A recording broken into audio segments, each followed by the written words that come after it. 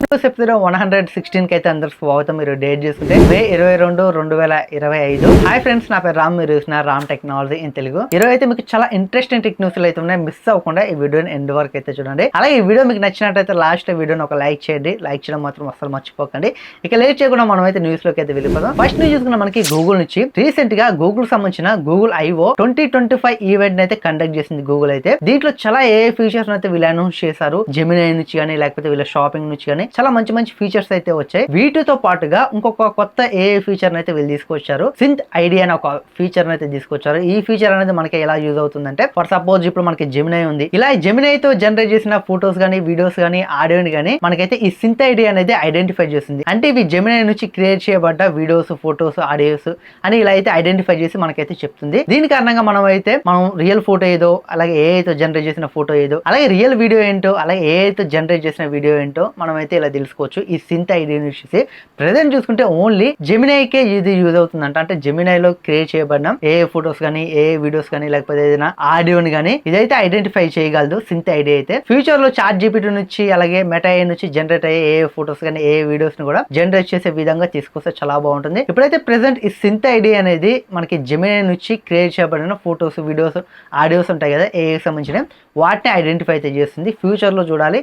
ఈ ఫీచర్ అయితే నాకు చాలా బాగా నచ్చింది. ఇప్పుడు ఫ్రాడ్ అయితే చాలా జరుగుతున్నాయి. అసలు రియల్ ఫోటో ఏంటో, అసలు మనకి ఏ అయితే జనరేట్ చేసిన ఫోటో ఏంటో మనం అయితే కనుక్కోలేకపోతున్నాం. ఏ అయితే జనరేట్ చేసిన ఫోటో మనకి యాజ్ టీజ్ గా 100% మనకి రియల్ ఫోటో లాగా అయితే ఉంటున్నాయి. అలాగే వీడియోస్ కూడా మనకి చాలా ఉన్నాయి. ఇలా చాలా ఫ్రాడ్స్ అయితే జరుగుతున్నాయి. వీటన్నిటిని తగ్గించాలంటే ఇప్పుడు గూగుల్ తీసుకొచ్చిన సింత్ ఐడియా అనేది చాలా మంచి అయితే యూజ్ అవుతుంది. దీని మీద మీ అభిప్రాయం ఏంటో కామెంట్ చేయండి. ఇక నెక్స్ట్ న్యూస్ లో మనకి OnePlus నుంచి OnePlus 13s కి సంబంధించిన మనకి లాంచ్ డేట్ అయితే ఇప్పుడు బయటకి అయితే వచ్చింది. అంటే వాళ్ళ వెబ్సైట్ లోనే పోస్ట్ చేశారు. ఇది మనకి జూన్ 5వ తారీఖున అయితే మనకి లాంచ్ అవబోతుంది. జూన్ 5వ తారీఖు మధ్యాహ్నం 12 గంటలకైతే ఈ మొబైల్ అనేది లాంచ్ అవుతుంది. ఈసారి అయితే ఈ ఫోన్ చాలా కాంపాక్ట్ గా, మంచి పవర్ఫుల్ ప్రాసెసర్, అలాగే బిగ్ బ్యాటరీ, అలాగే high quality display, 1.5K display, అలాగే మనకి చాలా మంచి మంచి ఫీచర్స్ అయితే మొబైల్ అయితే వస్తుంది. చూడాలి దీని ప్రైస్ ఎంత పెడతారో. ప్రెసెంట్ అయితే మనకి రూమర్స్ ప్రకారం 40 నుంచి 50,000 మధ్యలో దీని ప్రైస్ ఉంటుందని తెలుస్తుంది. చూడాలి. మనకి 50,000 దాటిందంటే చాలా కష్టం. ఎందుకంటే కాంపాక్ట్ ఫోన్స్ కి 50,000 పైకి వెళ్తే అంత మార్కెట్ ఉండదు. చాలా మంది 50,000 పైకి వెళ్తే నోట్ సిరీస్ ని కొనడానికి ఇష్టపడతారు.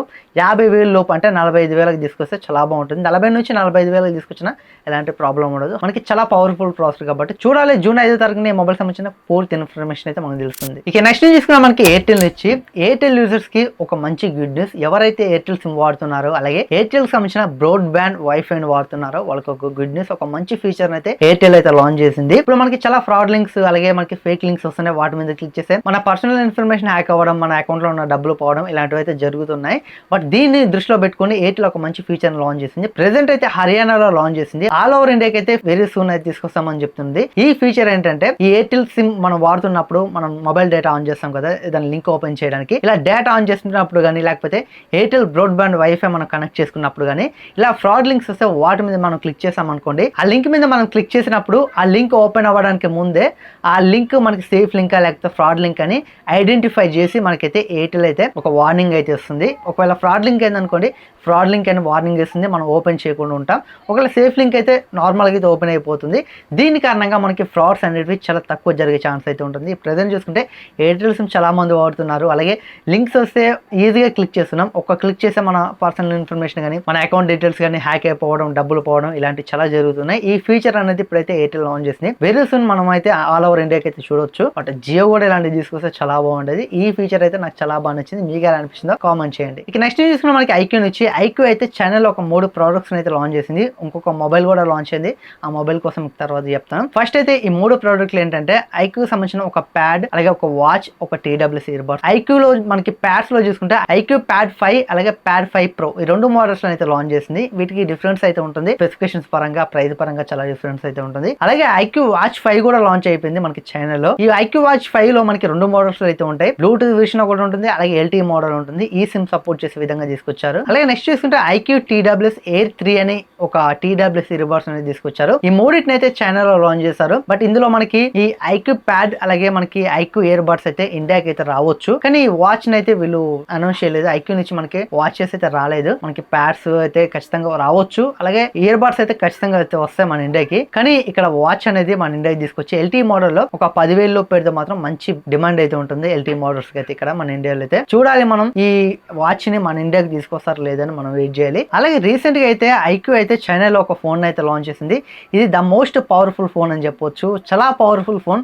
ఎవరైతే గేమ్స్ ఎక్కువ ఆడతారో వాళ్ళకి మాత్రం చాలా బెస్ట్ ఫోన్ అని చెప్పొచ్చు. ఈ మొబైల్ మోడల్ చూసుకుంటే మనకి ఐక్యూ నియో 10 Pro Plus. ఈ మొబైల్ లో మనకి ప్రాసెసర్ గానీ, ర్యామ్ గానీ, స్టోరేజ్ గానీ, అలాగే చాలా మంచి పవర్ఫుల్ ప్రాసెసర్ అయితే దీంట్లో అయితే యూస్ చేస్తారు. ఇందులో మనకి Qualcomm Snapdragon 888 ప్రాసెసర్ ఉంటుంది. Q2 చిప్ కూడా ఉంటుంది. Super computing chip. అంటే ఇప్పటి వరకు మనకి Q1 చిప్ ఉండేది కదా, ఇప్పుడు Q2 చిప్ అంటే నెక్స్ట్ జనరేషన్ Q2 చిప్ అయితే యూస్ చేస్తున్నారు. రెండు ప్రాసెసర్లు ఉంటాయి మనకి. Qualcomm Snapdragon 888 ప్రాసెసర్, అలాగే సూపర్ కంప్యూటింగ్ Q2 చిప్ అయితే దీంట్లో అయితే ఉంటుంది. మనకి డిస్ప్లే కూడా చాలా హై క్వాలిటీ డిస్ప్లే అయితే యూస్ చేస్తున్నారు. ఇందులో బ్యాటరీ కూడా మనకి 6800 mAh బ్యాటరీని అయితే దీంట్లో అయితే యూస్ చేస్తున్నారు.